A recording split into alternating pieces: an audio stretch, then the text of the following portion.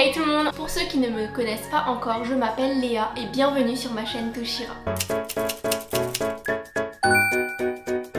Ça va bientôt faire 2 ans que je travaille en crèche et étant donné qu'en septembre je rentre en alternance d'éducatrice de jeunes enfants, je me suis dit que ça pouvait vous intéresser de savoir comment se déroule une journée type pour votre enfant. A noter que cette journée type elle est plutôt pour le groupe des grands et le groupe des moyens. Le groupe des bébés c'est vraiment un rythme différent, je vous en reparle juste après. Vous verrez que tout au long de la journée il y a des temps forts. Ce que j'appelle les temps forts c'est vraiment le temps du bonjour le matin, le moment du repas, la sieste et le goûter. Ça c'est des temps forts qu'il y a tous les jours de la semaine. Vous allez peut-être vous dire pourquoi les journées se ressemblent, enfin pourquoi on instaure en tout cas un rituel pour les enfants. Bien tout simplement parce qu'un enfant a besoin de repères temporels, ça le rassure et ça lui permet de savoir où on se situe tout au long de la journée, de sa journée de crèche en fait. Cette année j'ai travaillé dans le groupe des grands, ils étaient déjà capables d'exprimer le manque de leurs parents. Ça m'est déjà arrivé plusieurs fois qu'à un moment dans la journée un enfant me demande son papa ou sa maman et bien tout simplement au lieu de lui dire tu les verras ce soir, ça n'a aucune logique pour un enfant de lui dire ça, pour lui c'est flou. Et vu que c'est flou pour lui ça va lui donner un sentiment d'insécurité alors que le but recherché là c'est qu'on valide son émotion, donc il y a la tristesse, le manque de ses parents et qu'on le rassure. Donc tout simplement ce que je fais en général, en fait j'essaye de repérer quel temps fort il lui reste encore dans sa journée. Par exemple ça m'est déjà arrivé au moment de la sieste qu'il y a un ou plusieurs enfants qui me demandent leurs parents et donc en fait je leur parle du temps fort qu'il leur reste. Donc le temps fort qu'il leur reste après la sieste c'est le moment du goûter. Donc je leur dis après la sieste il reste encore le goûter et après le goûter tu verras papa et maman. Et en général vu que les temps forts ils le font tous les jours et toute l'année, il arrive mieux à se situer dans sa journée, ça lui génère du coup ce sentiment de sécurité qui est très important pour les enfants. Et ensuite l'enfant en général il est apaisé une fois que je lui dis ça et il s'endort assez facilement. Et une fois qu'il se réveille forcément il sait qu'après le goûter il verra ses parents. La crèche où je travaille elle ouvre ses portes à 7h. Il y a d'autres structures qui peuvent ouvrir à 7h30 mais en général c'est entre 7h et 7h30, mais pour la structure dans laquelle je travaille du coup c'est 7h. Les premiers enfants arrivent au fur et à mesure, c'est donc le moment des premières transmissions entre le parent et le ou la professionnelle. Ces transmissions elles me permettent de savoir si l'enfant il va bien. Dans le groupe des bébés on pose des questions beaucoup plus détaillées. Comme je vous le disais tout à l'heure, le groupe des bébés il a vraiment un rythme différent que le groupe des grands et des moyens. En septembre je rentre dans un nouveau cycle donc je serai dans le groupe des bébés et c'est pour ça que peut-être si ça vous intéresse je pourrais vous faire des vidéos plus détaillées justement sur ce groupe qui est un petit peu à part par rapport aux autres. Mais sinon en globalité dans les 3 groupes on demande forcément les questions de base, si l'enfant va bien, s'il a passé une bonne nuit, et une fois que toutes ces informations on les a notées sur la fiche de transmission de l'enfant, l'enfant il arrive dans la salle de vie et de 7h à 9h jusqu'à que tous les copains et copines arrivent, l'enfant il a plusieurs coins de jeux d'activité en jeu libre. Donc il peut y avoir un coin puzzle sur une petite table, il peut y avoir un coin voiture, un coin livre, un coin dinette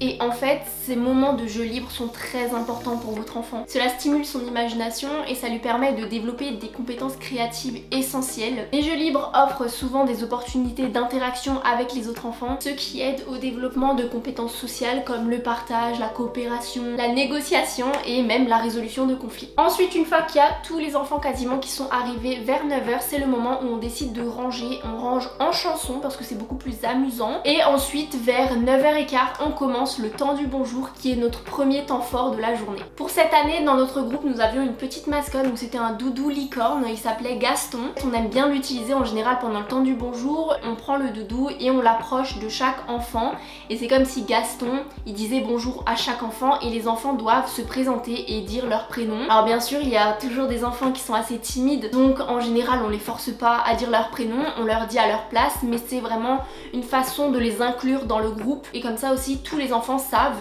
avec qui ils vont passer la journée. Et c'est aussi pourquoi on se présente en tant que professionnel. Il y a des professionnels qui sont là le matin pendant le temps du bonjour et d'autres collègues prennent le relais l'après-midi. Donc pendant le temps du bonjour on aime bien aussi le préciser aux enfants, leur donner les prénoms des professionnels qui seront là l'après-midi, qui seront là au moment de leur sieste et après la sieste. Et comme ça en fait ça leur permet de toujours se sentir en sécurité et de savoir également qui c'est qui va s'occuper d'eux durant la journée. Ensuite le temps du bonjour il peut se continuer de plusieurs façons. En général ça se continue en chanson ou en racontant des histoires et même la plupart du temps on leur pose la question et donc à l'unanimité, on fait ce qu'ils demandent. Avoir un échange avec eux c'est très important, communiquer avec eux c'est aussi super important. Donc voilà pour le temps du bonjour. Vers 9h40, 45 à peu près, c'est pas toujours précis, il y a des jours où ça change un petit peu, on n'est pas à la minute près. Les enfants se retrouvent dans un petit groupe, ils vont boire de l'eau et ensuite ils se retrouvent en activité, donc en petit groupe comme je viens de vous le dire. C'est toujours plus agréable pour un enfant de passer d'un groupe de 24 enfants à un petit groupe de 5.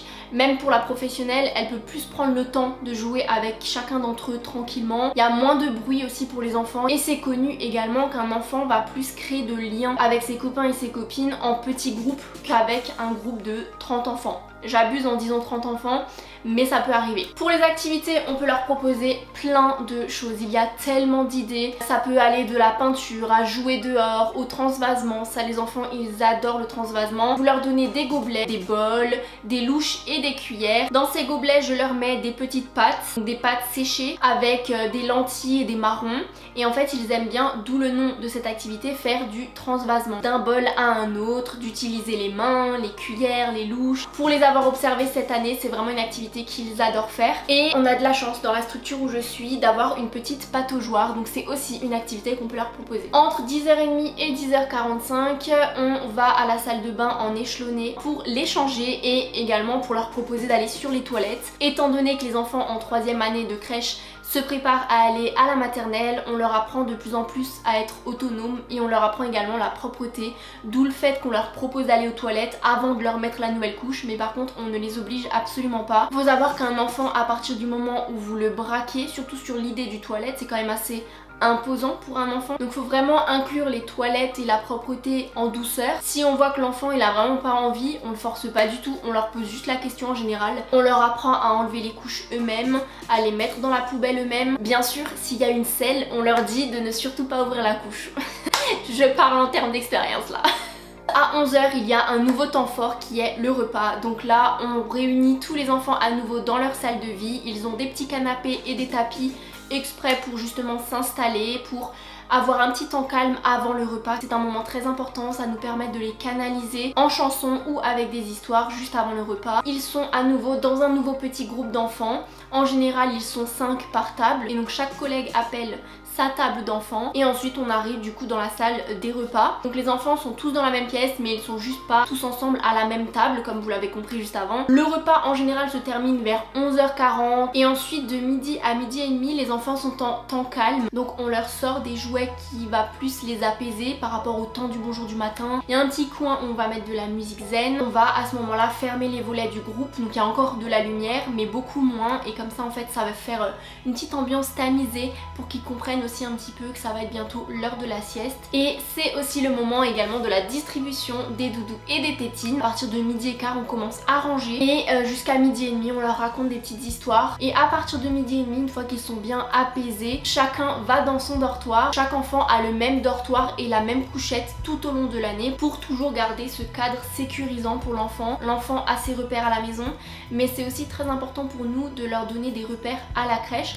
d'où le fait qu'on ne change pas de place leur couchette, ils ont toujours le même dortoir, la même couchette. Et de midi et demi à 14h20, heure des premiers réveils, il y a une professionnelle dans chaque dortoir, toujours pour garder ce côté sécurisant. Si un enfant se réveille et fait un cauchemar, on est directement là pour gérer la situation et tout simplement on reste dans un dortoir par sécurité. Et les premiers enfants qui se réveillent vers 14h20, en général on leur laisse le temps de se réveiller et on commence le temps d'échange dans la salle de bain. Et une fois qu'ils sont changés, il y a une professionnelle qui les attend dans la salle de psychomotricité. Les enfants se réveillent au fur et à mesure, ils passent tous par la case change, toilette. Une fois qu'ils sont habillés et coiffés, ils peuvent à nouveau rejoindre leurs copains qui sont déjà réveillés en salle de psychomote. Et une fois que les enfants sont tous réveillés, à partir de 16h, on les redirige à nouveau dans la salle de vie et on fait à nouveau un petit temps calme avec des histoires ou des chansons. Et ensuite, le dernier temps fort de la journée, c'est bien évidemment le goûter. En général, le goûter, il se termine vers 16h20 à 16h30. Comme je vous ai dit, on n'est vraiment pas à la minute. On s'adapte au rythme des enfants. En général, vers 16h30, il y a l'arrivée des premiers parents et donc débutent les nouvelles transmissions où on raconte le déroulé de la journée journée d'un enfant. Donc on va lui raconter l'activité qu'il a fait le matin, s'il a bien mangé, s'il a bien dormi. Et moi en général quand je fais des transmissions, j'aime bien leur rajouter des petites anecdotes que leurs enfants ont fait durant la journée, des petites choses positives. Je me dis que ça peut toujours faire plaisir aux parents. Alors bien sûr je me force pas à en faire. Si je n'ai rien à dire, je n'ai rien à dire, mais la plupart du temps durant la journée j'essaie quand même d'observer un maximum de fois les enfants pour justement avoir des petites choses à raconter, pour avoir aussi un petit échange avec eux. Les départs ils sont échelonnés, il y a des enfants qui partent à 17 h, d'autres à 17 h 15, à 17 h 30. Et donc ce qu'on fait en général avec mes autres collègues des autres groupes, on se réunit dans une même pièce et comme ça nous permet de pouvoir nous détacher un petit peu pour pouvoir ranger le groupe. Et on doit également ranger la salle de bain. Et les derniers départs se font vers 18 h 15, 18 h 30, heure de fermeture de la crèche. Donc voilà pour une journée type en crèche. J'espère vous avoir éclairé sur le déroulement et l'organisation de ce temps précieux que votre enfant passe avec nous. Notre objectif c'est de créer un environnement où il peut grandir, s'amuser tout en sécurité. N'hésitez pas à me poser des questions sous cette vidéo si vous en avez. Je suis là pour vous accompagner dans cette belle aventure. En tout cas, merci d'avoir regardé cette vidéo et je vous dis à très bientôt. Salut!